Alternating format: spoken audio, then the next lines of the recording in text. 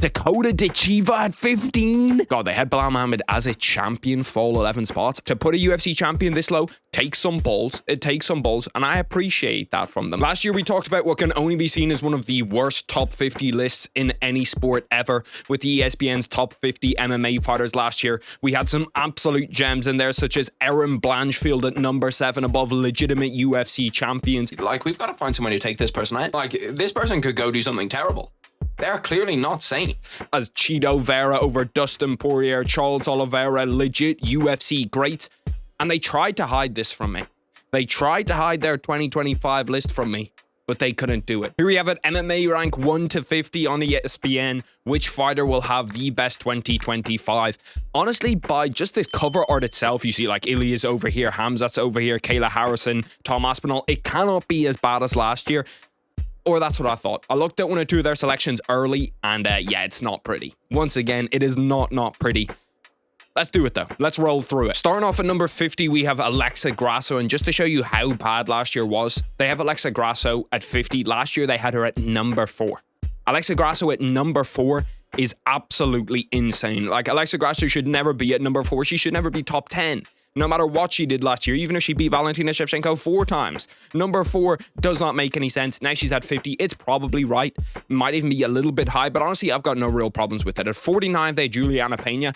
This is a ballsy move, and I think this is a good start.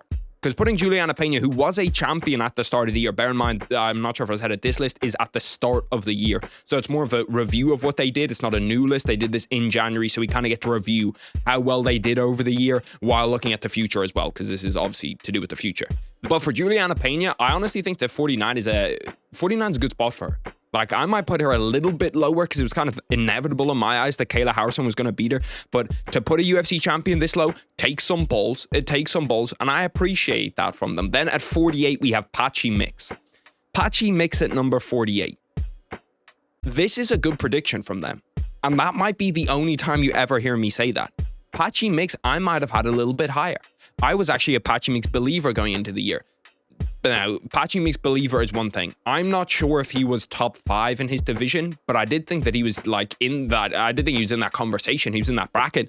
Now we look at him as like, is he ranked in that division? But when we start to delve into it, the previous rank at 34 was kind of crazy. They dropped him down 14 spots, which it makes a lot of sense. And they say he's in a similar position to Usman Nurmagomedov. I think Usman Nurmagomedov is leagues ahead of him. I think he's much better than him. But at 48, I'm not going to like, you know, pick hairs apart and say this is a terrible prediction, because I probably would have had him in a similar range. Obviously has not panned out.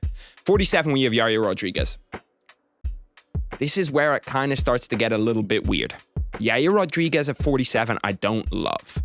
I don't love Yair Rodriguez at 47. It kind of goes back to that same question in my head.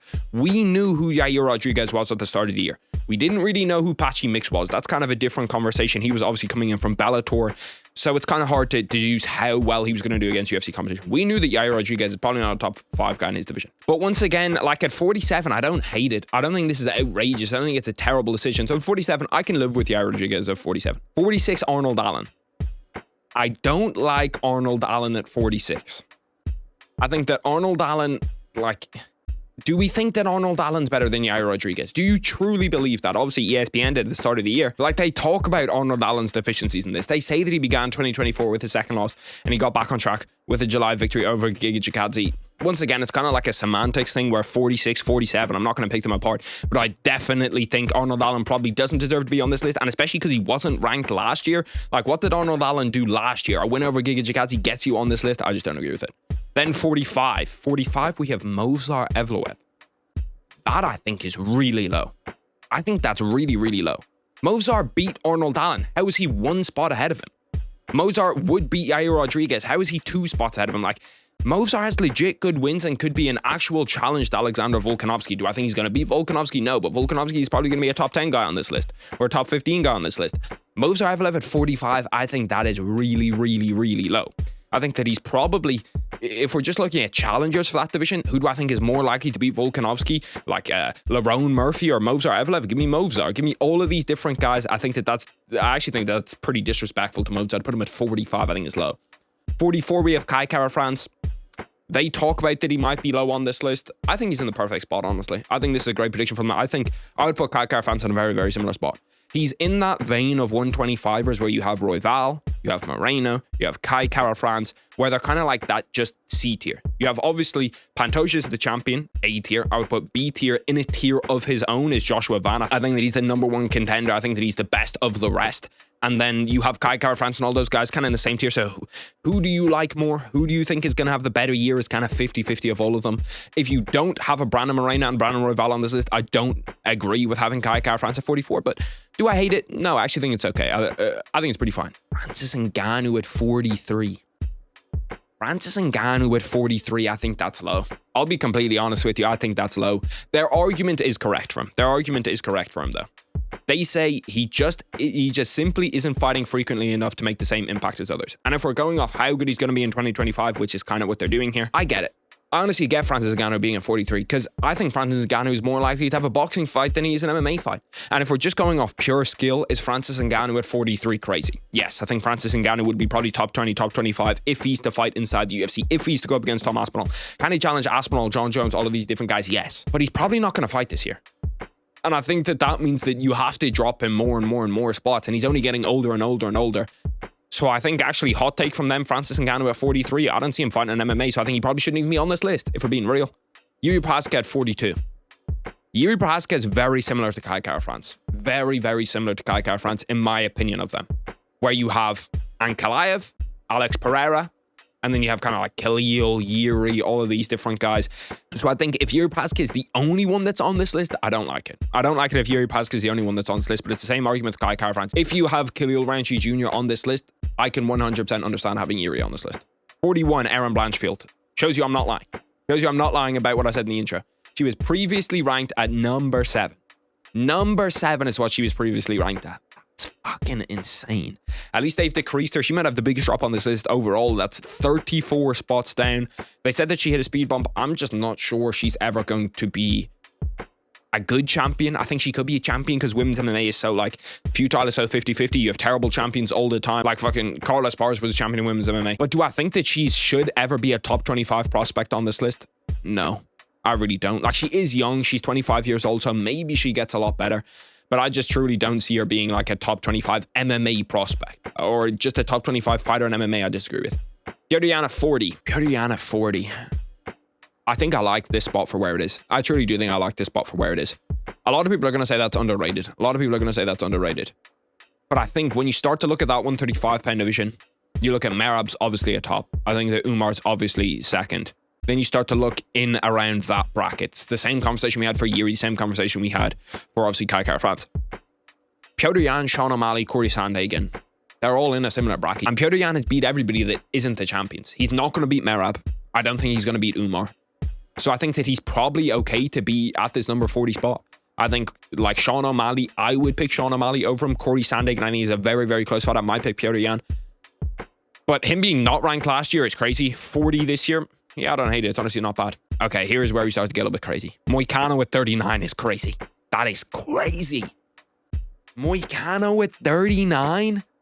Money Moicano? God, the fucking delusion was insane. Bear in mind, this is after the Islam Makhachev fight. This is after the Islam Makhachev fight. Okay, no. This is before the Islam Makhachev fight. How do they know that? Did they make this the day before? Like, there was only 24 hours notice between Moicano getting the title shot. Why would you not just make it the day after? Okay, well, they didn't know that Moicano lost to Islam Makhachev, but still, like Moicano over Petr Yan. Are we serious? You really think that Moicano's a better mixed martial artist than Petr Yan? That's really what we're thinking? No, like Moicano's lost.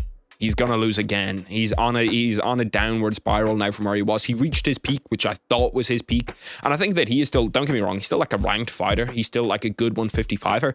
But for this list, especially once you get into the top 40, to get on this list, you pretty much have to be a top 4 fighter in your division.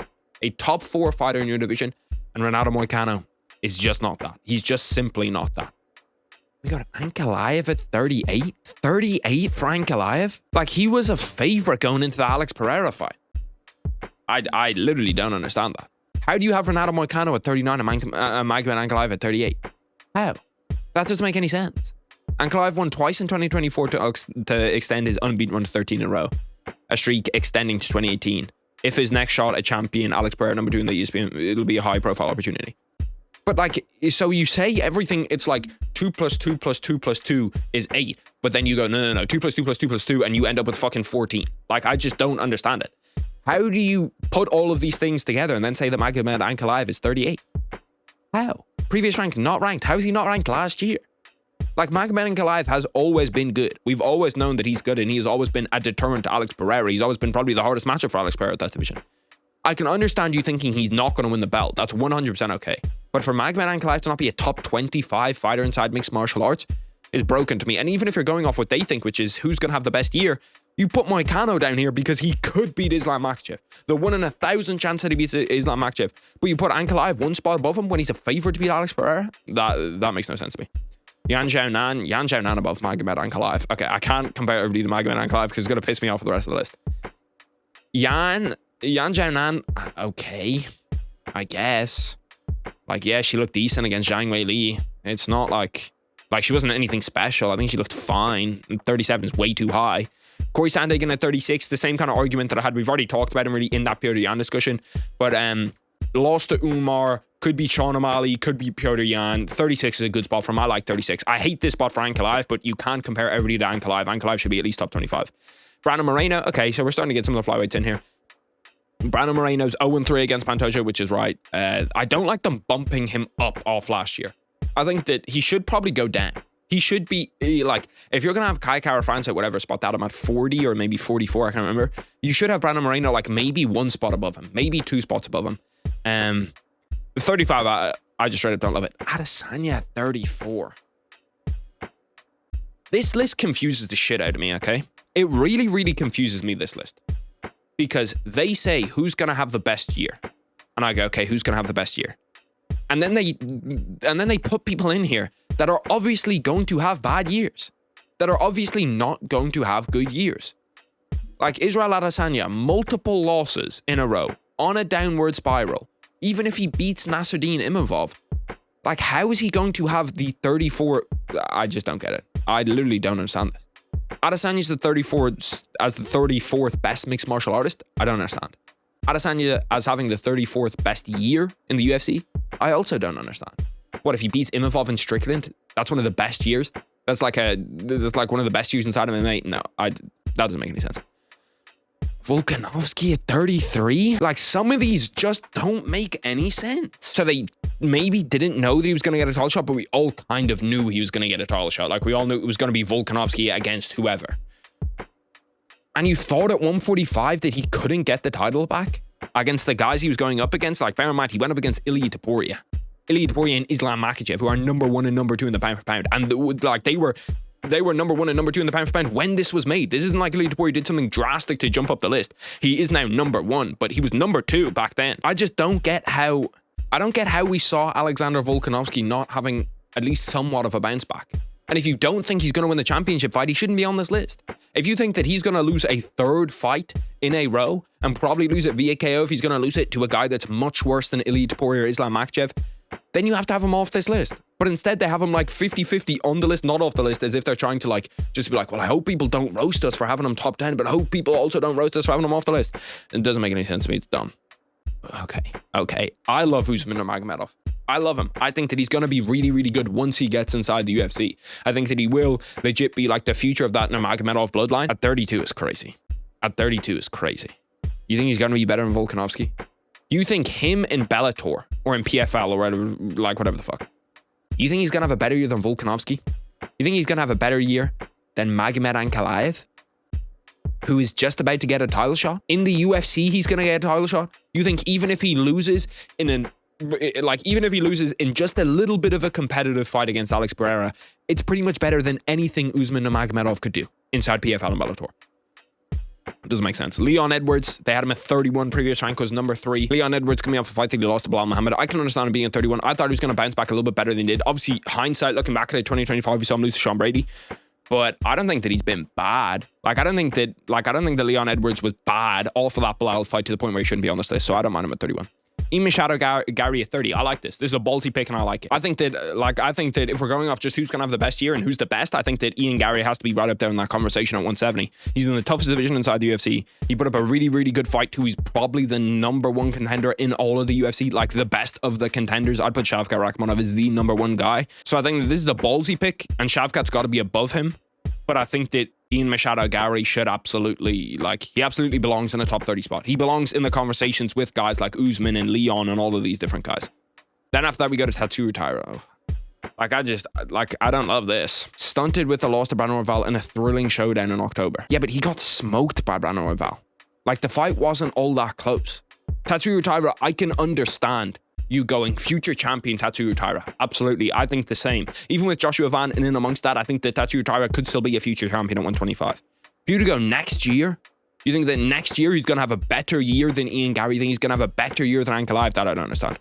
Sean Strickland at 28. Sean Strickland, 28, previous rank number 18. Once again, it's just another kind of gimme one. Joaquin Buckley at 27. Joaquin Buckley cannot be above Ian Gary. Joaquin Buckley cannot be above Ian Gary. He cannot be above Ankalaev. He cannot be above these guys. That's dog shit. Bilal Muhammad at 26. God, they had Bilal Muhammad as a champion for all 11 spots. Honestly, I fuck with it. The Bilal dislike in me fucks with it. And they were clearly correct because Bilal Muhammad was not a top 50 guy inside the UFC right now. He's not top 5 in his own. No, he's probably top 5. He's probably top 50 in the UFC. He's not top 5 in his own division, at least in my eyes. So Bilal Muhammad at 26. I think that's a ballsy pick and I like it a lot. Sean O'Malley at 25. I don't love it now. Obviously, I don't love it now because Sean O'Malley's lost to Merab for a second time. But going into that second Merab fight, there was a real chance that Sean O'Malley was going to beat him. I know a lot of people look back now and say that, no, he had no chance. We saw what was going to happen. We knew what was going to happen. But I think that Sean O'Malley definitely had a real chance back then to beat him. And I think that having him at 25 is honestly not a bad pick. 24, Manon Fiorot. If you're going to put a women's MMA prospect on the list, Manon Fiorot was probably the one. Now, she looked absolutely dookie dog shit against Valentina Shevchenko. But if we're just going off the start of the year, how the start of the year was, this is a terrible prediction. Now, at the start of the year, I don't hate it. 23, Dustin Poirier, I don't like what? This year is guaranteed to be meaningful for Poirier as he's positioned to make the final walk of his career. So you're telling me he's projected to have one fight this year and for it to be a retirement fight, and you have him above, Volkanovski, who could have been doing the same thing? Why is his retirement fight more meaningful than Volkanovski's retirement fight, which might have been for a belt? You have him above Ankalaev, you have him above Ian Gary, even above guys like Sean O'Malley. In a retirement fight, why? What makes you put him up 13 spots from last year when he's only going to have one fight? I like Dustin Poirier a lot as a fighter. I think Dustin Poirier is going to be a UFC Hall of Famer, even though he never won a belt. One of the best fighters to never win a belt. But Dustin Poirier at 23 is fucking insane. Arman Tsarukyan at 22. I like this. I like this a lot. I think that they knew obviously in this that he had to drop out. I don't know when they made this. They must have made this literally on the Friday. Arman Tsarukyan, previous rank 25, now 22. I think that he is the hardest challenge for Ilia Topuria. He's the hardest challenge for Islam Makhachev. He's the hardest challenge for whoever the 155-pound champion is going to be. Arman Tsarukyan will be the toughest challenge. I think that's just a straight up good prediction. Caio Bravo at 21. This one's high. This is high. Caio Bravo, I was the biggest Caio Bravo guy. I've been a fan of him for 2.5 years. I don't love all the fighting nerds. I thought that Jan Silva was a little bit overrated going into his fight. I thought that, obviously I wasn't a big fan of Mauricio Rufio. I thought that he was a little bit overrated going into his fight too. But with Caio Bravo, I believed it. I'm not sure I believed he could be a champion though. I kind of always viewed him as a top 3, a top 5 guy. I viewed him to be that 185-pound division is tough. You look at Khamzat, you look at DDP. I didn't really see him ever beating any of those top-tier guys, but I did think when he was the 20th or the 25th ranked guy in his division, I thought he was much better than that. And that's kind of all shaken out how I thought it would. That's kind of all come together how I thought it would. John Jones at 20. Another thing that doesn't make any fucking sense to me. We knew back then John Jones was not going to fight Tom Aspinall. It's one of those things where it's like they fucking did 2 lists together and they just meshed them together. First of all, he's not the UFC lightweight champion. There's a literal ESPN saying that John Jones is the fucking UFC lightweight champion. He was the heavyweight champion. I just don't he wasn't going to have a top 20 year. And he also probably should be higher than a top 20 fighter inside of MMA. So which one is it? Doesn't make any sense. Dricus du Plessis at 19. They kind of low-key predicted this to a fucking T. He's favored to beat Sean Strickland, which he did beat Sean Strickland in a rematch where he looked really, really good. And then he fought Khamzat Chimaev. This is probably where I'd rank him right now. Which, can I say good prediction? Like, can I say that they did this well? I was inclined to go, why would you put him there? He's probably a top 20 fighter in the UFC right now. Actually, he should still be on a pound for pound list. I think the Khamzat Chimaev is just that good. They might have cooked, honestly. They might have cooked with this, because this is probably where I'd rank him now. Honestly, yeah, I thought it was wrong, but this is a great prediction. 18 JDM after not appearing in MMA rank a year ago. Went from not ranked to 18th. Now he's a UFC champion. Goes into the year in the top of... Yeah, okay, this is a fucking fantastic one. Because they didn't even know he was fighting Bilal. This is essentially him fighting Bilal and him beating Bilal. Unless they have Shavkat ranked higher, which they might. But yeah, I love this prediction. This is a fantastic prediction. I feel like I've said that a lot on this list when I said that pretty much 0 times last year. Max Holloway at 17. I don't love this, to be honest with you, because like he just lost to Ilia Topuria. I think that JDM was always going to have a better year than what Max Holloway was. So I think the Dricus du Plessis, who was a legitimate champion, was always going to have a better year than what Max Holloway was. Max Holloway's still good now. Like he could challenge for the 155-pound belt, but he's an outside guy for a 155-pound belt. Whereas I think all of these guys that they have down here, like John Jones, legit champion, Dricus du Plessis, champion, JDM went on to be a champion. Tatiana Suarez at 16. Tatiana Suarez at 16 is so high. Wow, that's high. Wow. Her against Zhang Wei Li, but like you think that Tatiana Suarez is better than all of these fighters? Okay, that's insane. Dakota Dichiva at 15? Better than Max Holloway? Better than JDM, better than Dricus du Plessis? You think that she's gonna have a better... Okay, regardless of the better year or better fighter, regardless, it's neither. She's not gonna have a better year than Max Holloway. She's the PFL women's flyweight champion. What do they think? Like, then why is Patchy Mix not top 10? Like, okay, regardless. I'm just gonna take this as this is him saying that she's gonna have the 15th best year. Fighting who? Fighting literal fucking, like, fighting museum workers. Fighting fucking stock shelvers. No offense, any stock shelvers out there. But that's who Dakota Dichiva is fighting. She's fighting delivery drivers. That's who she's fighting. You're saying that's a fantastic year for her? She goes 3-0 against 3 delivery drivers. That's a fantastic year for her. That makes no sense. That's the worst one on this list by far. This might be worse than Aaron Blanchfield at 7 last year.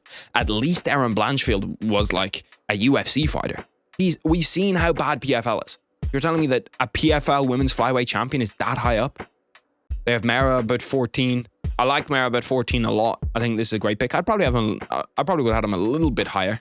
But yeah, going up against Umar Nurmagomedov, I can understand because I thought that Umar was going to beat him. So Mara about 14, good pick. 13, Valentina Shevchenko. She was at 24 last year. What made you bump her up? What made you bump her up a ton? Okay, so beating Alexa Grasso, but he'd lost to Alexa Grasso. He's 37. He looked terrible in her last fight. Like, yeah, Valentina Shevchenko at 13, that's just bad. Diego Lopez at 12? Fuck me. That is high for Diego Lopez. Like, yes, he had a great 2024, 100%. But like he went from not ranked in 2024 to the 12th ranked guy now. If anything, you should have had him ranked last year. And Diego Lopez going up against Volkanovski, there's a reason Volkanovski was a huge favorite going into that fight. Diego Lopez at 12 is fucking really high. Charles Oliveira at 11. I'm the biggest Charles fan on the planet. I love Charles Oliveira. How good of a year did you think he was going to have? This is essentially saying that he's going to beat Ilia Topuria. A BMF fight against Max Holloway and a fight with the featherweight champ Ilia Topuria. If you thought he was going to beat Ilia Topuria, put him down here at number 1. Honestly. If you think he's going to beat Ilia Topuria, put him down here at number 1. And if you think he's going to beat Max Holloway and Ilia Topuria, for sure put him down here at number 1. But if he loses one of these fights, how is he going to have the 11th best year inside the UFC? How is he going to have that? Umar at 10. I liked Umar going into the fight. I thought that Umar was going to beat Mara Balashvili. I think that at 10 is now a bad look, but it wasn't a bad look at the time. Pantoja at 9. Pantoja continues to get fucking disrespected. He continues to get disrespected by all of these promotions, by all of these people, and I'm honestly kind of fucking sick of it. I'm kind of sick of Pantoja getting disrespected constantly. Now people are finally starting to give him his respect, but like, you look at what he's done. They say any questions about Pantoja's place among the flyweight greats were quelled. Quelled is such a weird word. With a strong showing in 2024, we knocked off Steve Versek and Kaya Sakura. Like, who do they think is going to beat him? Pantoja. But like, if he gets 2 or 3 defenses, that has to be like, if you get 3 defenses, that has to be a top 5 year. Who do they have above him? No. I'm not having this. No, I'm not having this. No, I'm not having this. I'm not having this. Even though I love Shavkat, I think Shavkat, I just talked about him. If Pantoja has 3 defenses and Shavkat wins a title, who has a better year? Obviously Pantoja. It's not even a question. Like, if Shavkat beats JDM, even right now, if Shavkat beats JDM, who has a better year? Obviously Pantoja.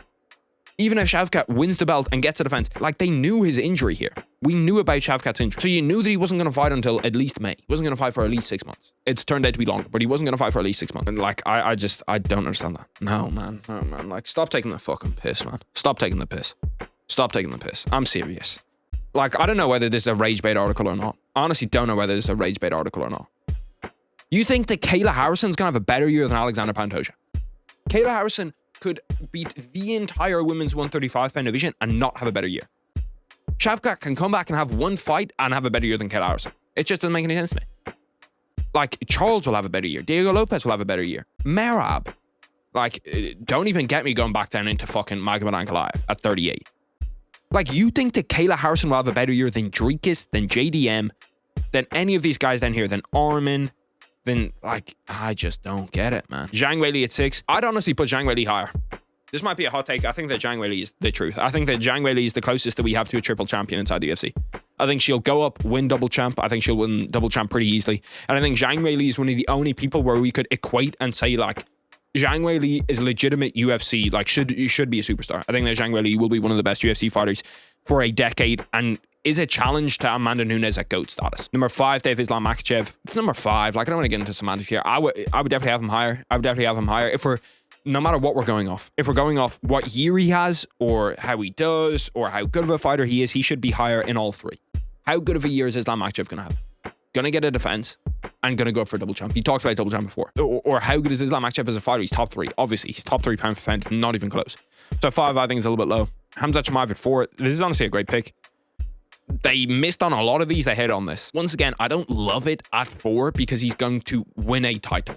Pantoja could get 3 defenses. Islam Makhachev could become a double champion. I don't love him at 4, but you've got it. Like, we have to give credit where it's due and say that Khamzat Chimaev at 4 was a good pick. Ilia Topuria at 3. Who the fuck do they have at 2 and 1? I'm trying to think in my head. Who could be 2 and 1? I have one of them down there that I know it's going to be. Oh, I do know who 1 and 2 are going to be. But once again, I go to the fucking thing in my mind. You have him at number 3, which clearly means you think he's going to win a second belt. You wouldn't have him at number 3 if you thought he was going to move up and lose to Charles Oliveira. He was going to beat everybody at 145. Everybody at 145 he was going to beat. So he moves up to 155, wins the belt against Charles Oliveira. He has to be number 1.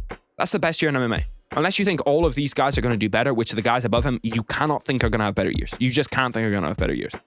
Regardless, Ilia Topuria at 3, not terrible, going up from 10 to 3. Alex Pereira at 2. The only reason that Alex Pereira isn't number 2, well, they already say that Tom Aspinall's going to be number 1, so Tom Aspinall is down here at number 1. Alex Pereira at 2.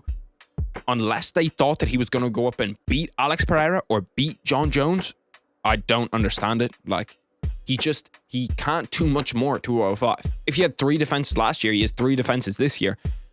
You're putting that 7 spots above Pantoja. You're putting that above Ilia Topuria. You're putting that above Islam Makhachev. I don't understand. I would have had him probably pre the year.